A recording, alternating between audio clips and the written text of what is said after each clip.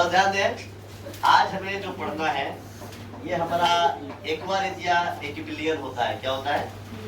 Aqua regia के बारे में इसको हम देखें तो रॉयल जल बोलते हैं लैटिन शब्द में। क्या बोलते हैं?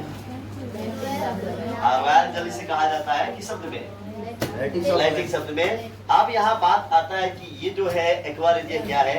तो एक्वारेजिया जान लीजिए एक क्या होता है 3:1 में सांद्र हाइड्रोक्लोरिक अम्ल और क्या सांद्र नाइट्रिक अम्ल। तो आप जानते हो दोनों आप सांद्र अम्ल नाइट्रिक अम्ल। सांद्र अम्ल का मतलब क्या होता है कि अधिक मात्रा में अम्ल होता है और विलयन क्या होता है कम, मतलब पानी की मात्रा क्या होती है कम होती है। तो सांद्र नाइट्रिक अम्ल जो होता है इसमें अम्ल की मात्रा क्या होती है अधिक होती है।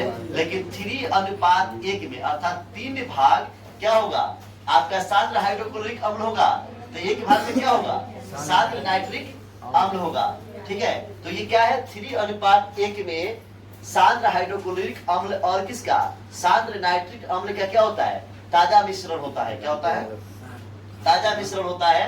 इसके पास इतनी क्षमता होती है कि ये सोना जैसा और प्लूटोनियम जैसे कीमती धातुओं को भी क्या कर सकता है गला सकता है, गला ही देता है। सोना जो है सोनार जो है आपकी सोने के आभूषण क्या मतलब जो उपयोग करता है ना चमकाने में, किसका उपयोग करता है एक्वारेजिया विलयन का उपयोग करता है। किससे करता है? एक्वारेजिया। ठीक है, इसमें क्या होता है कि पहले की अपेक्षा तो चमक बढ़ जाती है पर इसका ओजन भी क्या होता है घट जाता है। जैसे आप कुछ दोगे तो आप देखते हैं उसका ओजन क्या हो जाएगा कम हो जाएगा। तो आप इन चीजों को समझिए कि एक्वारेजिया जो है एक प्रकार का विलयन है। और किसका विलयन है? आपका सांद्र हाइड्रोक्लोरिक अम्ल और सांद्र नाइट्रिक अम्ल का क्या होता है विलयन होता है। और यह इतना ही क्या होता है इतना ही मतलब जबरदस्त होता है कि सोना जैसे प्लूटोनियम जैसे धातुओं को क्या लाने की क्या रखता है क्षमता रखता है। उसके साथ भी एक्वारेजिया भवकता एक द्रव है। क्या है? भवकता क्या है?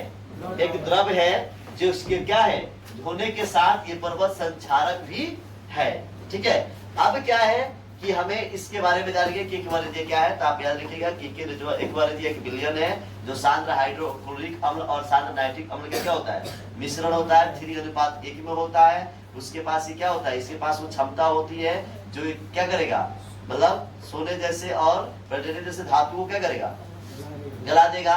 लेकिन अगर बात किया जाए कि केवल अकेले सांद्र नाइट्रिक अम्ल में और अकेले सांद्र हाइड्रोक्लोरिक अम्ल में तो ये पॉसिबल नहीं है। कोई अकेले ये विलयन नहीं बना सकता है। ये विलयन तभी बनेगा जब सांद्र नाइट्रिक अम्ल कौन सांद्र हाइड्रोक्लोरिक अम्ल। आप देखिए परीक्षा में क्या बोलेगा अगर इसका अनुपात चेंज कर देगा तो यहाँ पे क्या करेगा अगर 1:3 कर दिया तो क्या हो जाएगा 1:3 का मतलब हो जाएगा सांद्र नाइट्रिक अम्ल 1 में और सांद्र हाइड्रोक्लोरिक अम्ल कितना अनुपात में 3 में। ठीक है, पर सांद्र नाइट्रिक अम्ल पहले आ जाएगा और सांद्र हाइड्रोक्लोरिक अम्ल क्या हो जाएगा बाद में चला जाएगा। ठीक है, बात समझ रहे ना।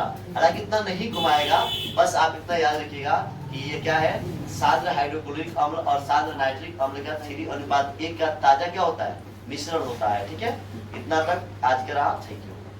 आप